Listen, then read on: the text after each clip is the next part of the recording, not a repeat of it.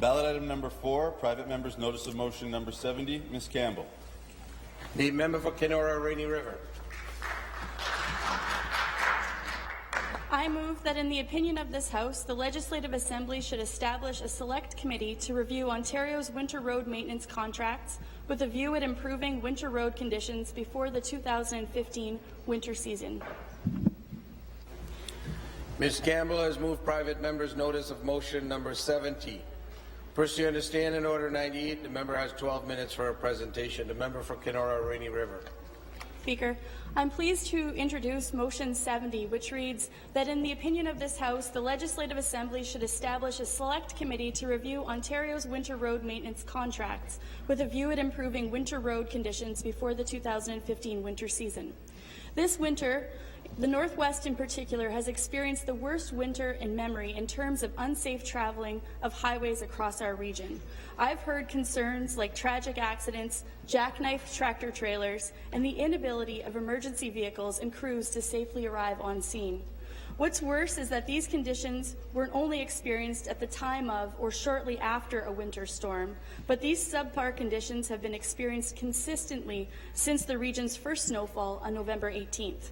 The only break in the treacherous conditions people living in the Northwest have received was when spring hit the region and the snow was receded. That said, the winter hasn't been all that extraordinary in terms of weather. The inadequate maintenance of most of our highways by all but one contractor, however, has been. And yet the poor conditions persisted, despite the repeated pleas from Northerners and MPPs. It hasn't seemed to matter that the Minister of Transportation, who has been alerted to the problem conditions being experienced across the North, or that he has been given numerous suggested solutions, because he's still failed to take any meaningful action short of funding a few more plows and making mention of considering bringing some privatized services in-house sometime in the future. But with no dates in sight, Northerners aren't confident that change will come in advance of next winter. The bottom line is that reforms need to be made, and they need to be made soon, in advance of next winter, so that we don't see history repeat itself. As I mentioned, my offices have been flooded with hundreds, if not thousands, of emails, letters, calls, tweets, and Facebook messages about the poor conditions across Kenora-Rainy River alone. There is a wealth of information and expertise that needs to be considered when making reforms to these private contracts, and I believe that a group outside of the ministry is needed to conduct this review. A select committee will be able to listen to the insights provided by people across the province, as well as experts working in the field across Ontario and in other jurisdictions who have similar climates and weather patterns. Just to give some people in this House and the people watching a sense of the issues that Northerners have been facing this year and some of the issues that may be discussed by the Select Committee, we've heard a range of issues dealing with contractors. Again, not all contractors, but the vast majority of contractors in Northwestern Ontario aren't fulfilling their contractual obligations. We've heard things from people that the contractors aren't providing up-to-date information on road conditions, and that instead of being able to go to the MTO before starting their journey, that people across Northwestern Ontario have actually had to contact and listen into the media. CKDR is a radio station that people have had to pay attention to see if there's actually road closures. We've heard that contractors aren't maintaining roads to the standards that are set out in the contract. And I wanted to highlight 3 highways in particular: Highway 17, which is the Trans-Canada Highway that runs through my riding, as well as Highway 105 that connects the Trans-Canada through Ear Falls and up to Red Lake, and Highway 502, which connects Dryden to Fort Francis. So on Highway 17, the plowing frequency should be every 2.2 hours, and it should be 16 hours after a winter event. We should be seeing bare pavement. But what we're seeing in Kenora-Rainy River is weeks after snowfall, we're still seeing that the highways are covered with snow and they're still icy. In terms of Highway 105, the plowing frequency varies between 3.3 hours north of Ear Falls to 5.5 hours south of Ear Falls. And after 24 hours, that highway is supposed to be restored to bare pavement.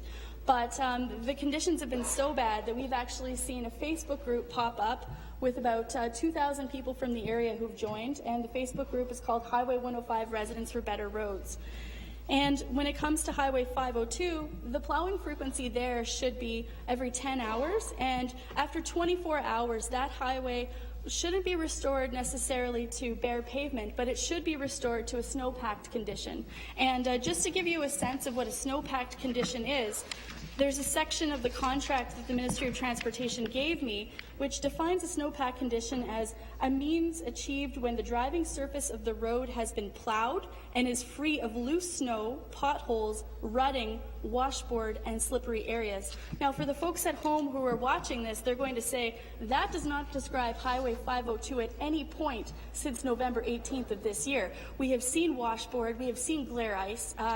There are transports that do travel down that section of road that are driving down the center lane just so they don't go into the ditch. And we also transport school children down that road too, because there's basically like a suburb of Dryden that's down that road, and people rely on being transported over that section of highway to get to work, to school, to medical appointments, to get groceries each and every single day.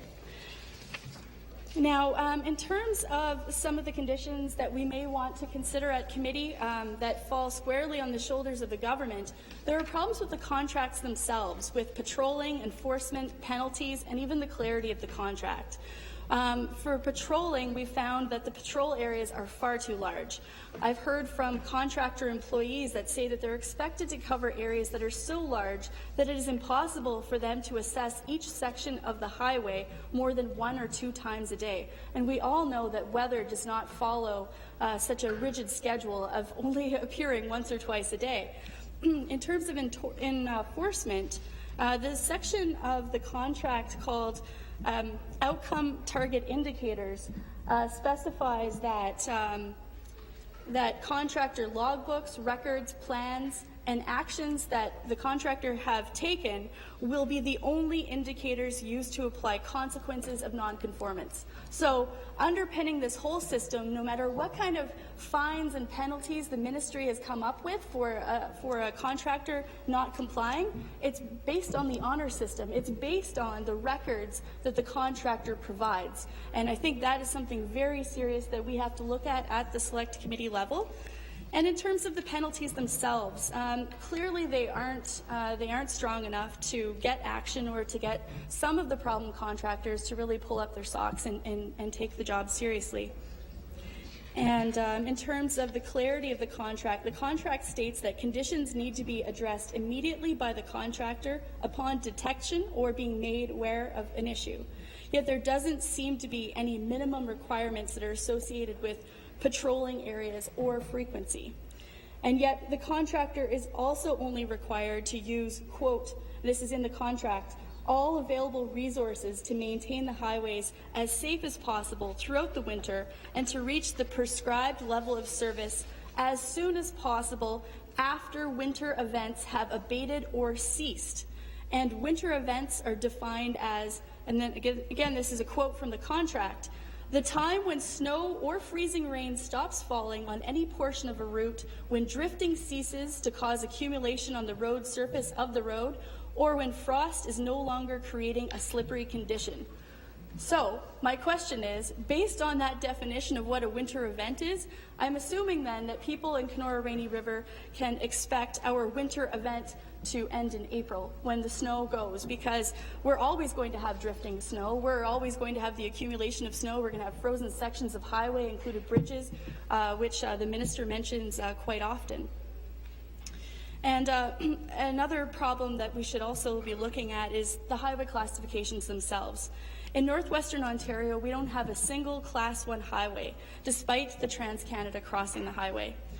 2 highways in particular have been identified as having classifications that need to be upgraded. That's Highway 502, as I mentioned, that snowpack condition just doesn't cut it, as well as Highway 105, because the standards don't reflect the fact that for some communities there is only one way in or out of the community, and there needs to be a remoteness factor as well that's considered, as well as the amount of traffic that is on the highways.